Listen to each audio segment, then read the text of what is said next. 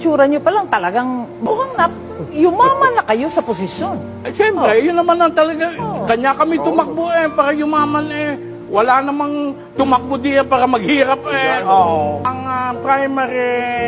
primary reason natin kung bakit tayo ganito ay magkapera. Trabaho ito Hindi ba ang trabaho, lahat ng trabaho may sweldo. Yun, nagkataon lang ang malaki ang sweldo namin.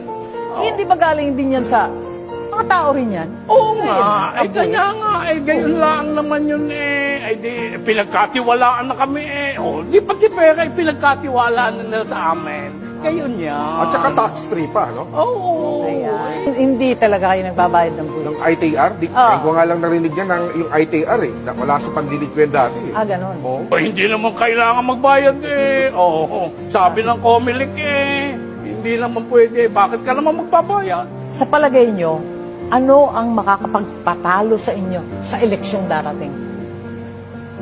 Pag natuto na ang mga tao, matatalo siguro ako. Pero hindi pa naman mangyayari yan. Hindi pa naman nangyayari yan. Yun ang... Pero palagay ko, yun lang iniilagan ko. Huwag lang sila matuto agad. Pag pumupwesto kami, binababaan talaga namin yung budget sa edukasyon. Kasi ayaw namin sila matuto.